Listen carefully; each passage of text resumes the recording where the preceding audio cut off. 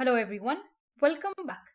In this lecture, we'll understand Kubernetes security, a critical topic for anyone running containerized workloads in production.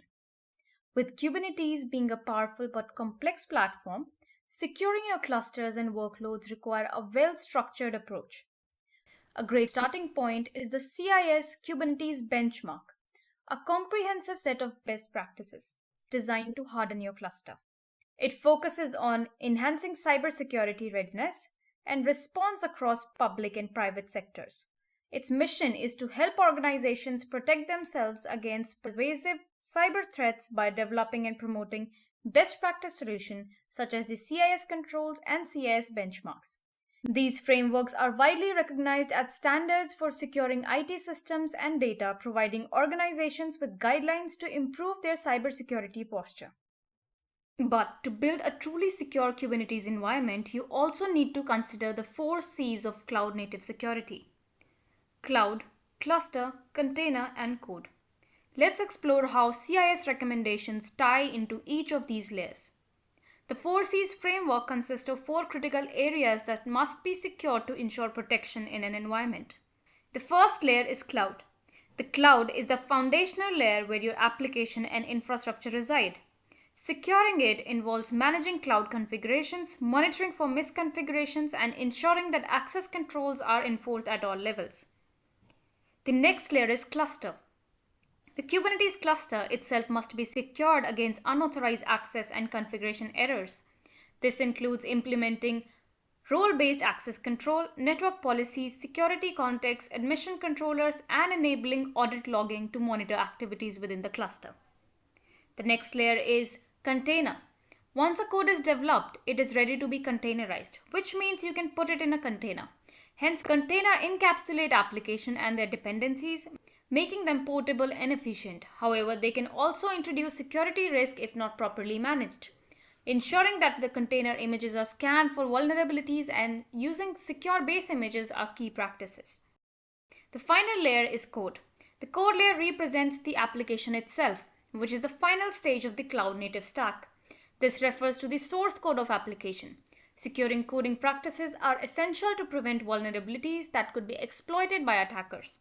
Regular code reviews and automated testing can help identify and mitigate risk early in the development process. Also, by integrating CIS benchmarks into these 4 areas, organizations can significantly enhance their overall cybersecurity defenses and reduce the risk of cyber threats. We'll dive deeper into its rules in the upcoming demos. In this lecture, we'll focus on securing the container and cluster layers. Let's start with the cluster layer. Securing the Kubernetes cluster involves using its inbuilt capabilities and adhering to industry best practices. Here are some key strategies. The first is role-based access control. Implement the principle of least privilege. Only give users and services the permission they need. Use role and role bindings to control access to Kubernetes resources. And regularly audit your RBAC rules to ensure they align with organizational requirements. Next up, we have network policies. Network policies enable you to control traffic flow between pods and namespaces. You need to define rules to minimize the attack surface by only allowing necessary communication. Example, you need to limit database access to specific application pods or namespaces. Next up, we have security context. Configure security context for pods and containers to enforce restrictions like running containers as non-root users, preventing privilege escalation, setting file system permissions to read only where possible. This is an example YAML configuration for our security context. Next up, we have admission controllers and policies. Use admission controllers to enforce security policies during deployments. Tools like Open Policy Agent, OPA, can enforce custom rules. Example, deny deployments that don't define a network policy or attempt to run as root user. Next up, we have audit logging. Enable Kubernetes audit logging to track events and detect anomalies or unauthorized access attempts.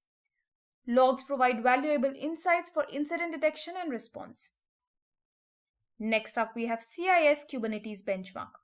Follow the CIS Kubernetes benchmark for cluster hardening. Use tools like Kubench to automate validation against these benchmarks.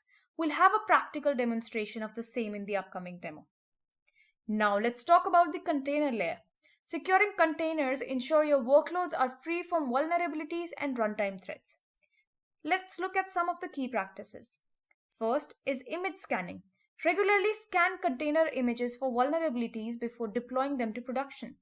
Use tools like 𝒕𝒉𝒂𝒕'𝒔, Claire, or Anchor to identify outdated libraries or misconfiguration. We'll see how we can use 𝒕𝒉𝒂𝒕'𝒔 in the upcoming demo. Next up, we have runtime scanning. Monitor container behavior during runtime to detect suspicious activity. Tools like CrowdStrike/Falcon can help enforce runtime security policies. Runtime protection detects unauthorized processes, privilege escalation, or access to restricted files. Next up, we have immutable infrastructure. Adopt immutable infrastructure principles, build container images once, and then promote them across environments without modifications.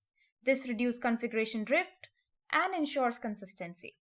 Now that we have covered the concepts, let's move on to the demos where we'll explore 𝒕𝒉𝒂𝒕'𝒔 for image scanning and manifest scanning to identify misconfigurations, and KubeBench to assess compliance with CIS benchmarks. So that's it for now. We'll see you in the next one.